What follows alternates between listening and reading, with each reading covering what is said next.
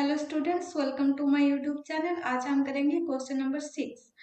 If the sum of two roots of 2x power 4 plus 5x cube plus 2x का square plus 5x plus 2 equals to 0 is 0, तो दो root इसका मतलब x के power में 4 है, तो रूट कितना आएगा यहाँ पर? रूट आ जाएगा आपका 4। तो 4 में से टू रूट का सम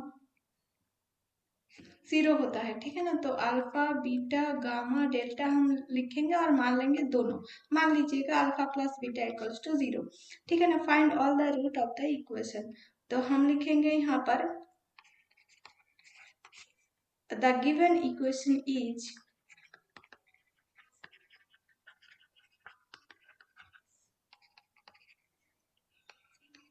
to x power 4 plus 5x cube plus 4x का square plus 5x plus 2 equals to 0, ठीक है ना। तो यहाँ से हम लिख सकते हैं that imply that x power 4 plus 5/2x का क्यूब प्लस 4/2 मतलब 2x का square plus 5/2x plus 1 equals to 0, ठीक है ना।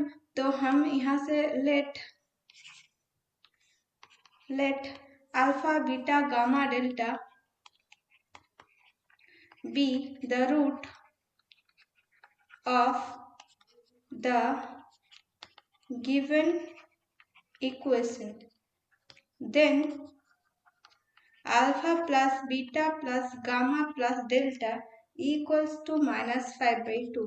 Number 1, alpha plus beta into gamma plus delta plus alpha beta plus gamma delta equals to 2. Equation number 2। उसके बाद alpha beta into gamma plus delta and plus gamma delta into alpha plus beta equals to minus 5/2। Equation number 3 and alpha beta gamma delta equals to 1, ये है equation number 4। And जो given alpha plus beta equals to, या फिर late ही कर लेंगे क्योंकि हमें तो एनी टू रूट का दिया हुआ है ना, इक्वल्स टू 0।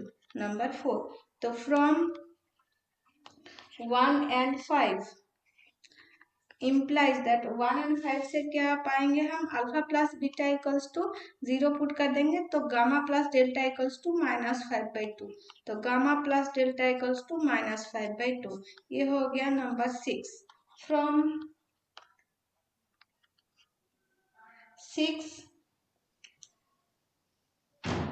3 and 5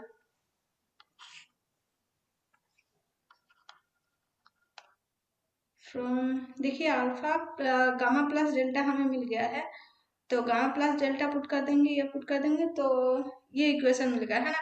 तो देखिए यहाँ पर फ्रॉम 2 and 5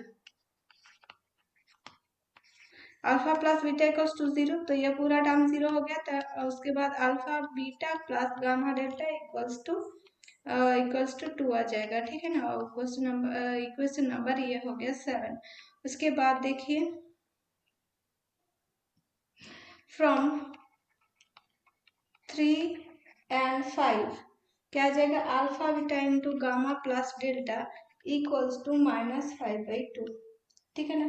तो उसके बाद फ्रॉम 6 and 8 यहाँ से क्या मिलेगा? -5/2 into alpha beta equals to -5/2, तो अल्फा बीटा इक्वल्स टू 1, ठीक है ना। अल्फा इक्वल्स टू क्या आ जाएगा? 1/बीटा। तो ये आ गया एक यहाँ पर रिलेशन। तो उसके बाद देखिए ये हो जाएगा हमारा इक्वेशन नंबर 8 9, ठीक है ना।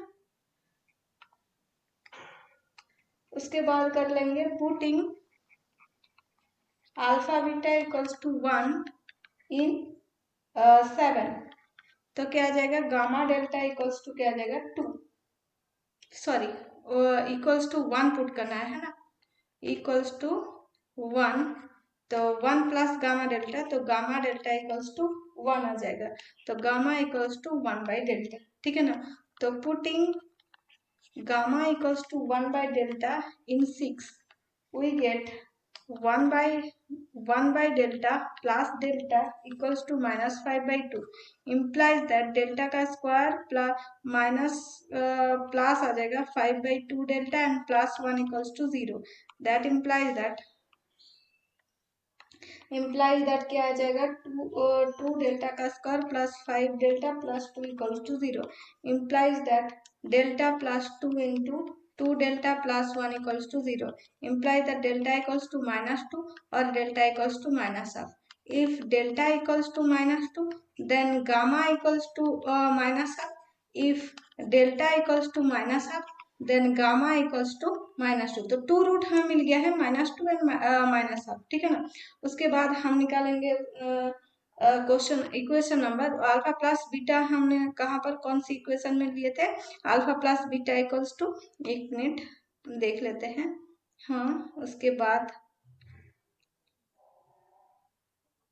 गामा प्लस यहाँ पर हम पुट कर देंगे. मान लीजिए ये क्वेश्चन नंबर ये इक्वेशन नंबर 9 और ये इक्वेशन नंबर 10 है और उसके बाद ये है 10. तो अल्फा प्लस बीटा यहाँ से निकालेंगे. मतलब alpha beta equals to alpha beta तो निकल गया, अल्फा प्लस बीटा निकालेंगे, है ना. तो यहाँ पर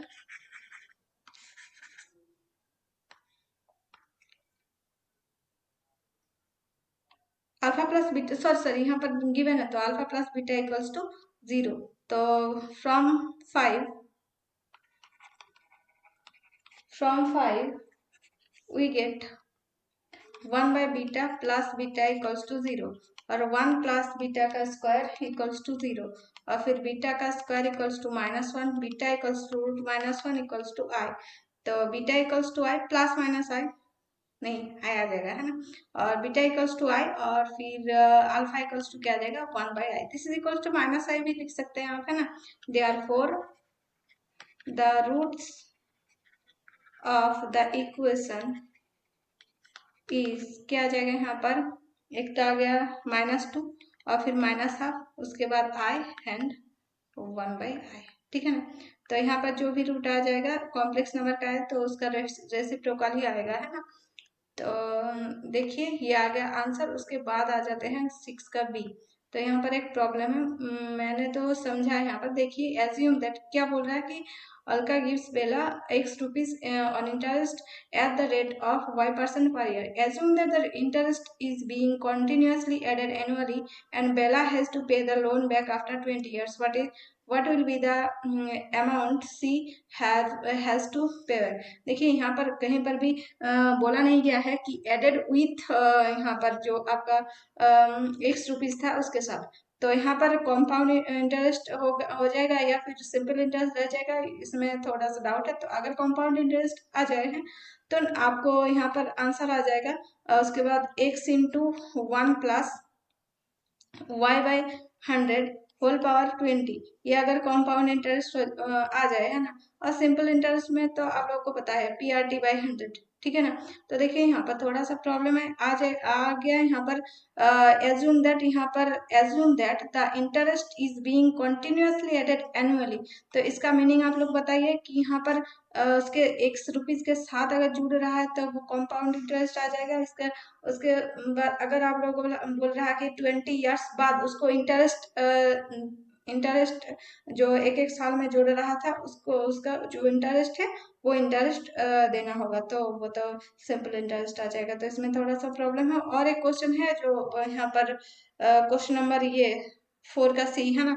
तो यहाँ पर आप लोगों को बोल रहा है कि find the equation of the line approximate of the curve. तो अप्रोक्सीमेट ऑफ द कर्व ये तो एसिम्प्टोट होता है, पर ये कॉन्फर्मेशन अभी हुआ नहीं है. मतलब मैं कॉन्फर्म नहीं हूँ कि ये एसिम्प्टोट ही निकालने के लिए बोल रहे हैं. मैं अगर कॉन्फर्म होगी तो उसके बाद इसका सॉल्यूशन में कराऊंगी. ठीक है ना.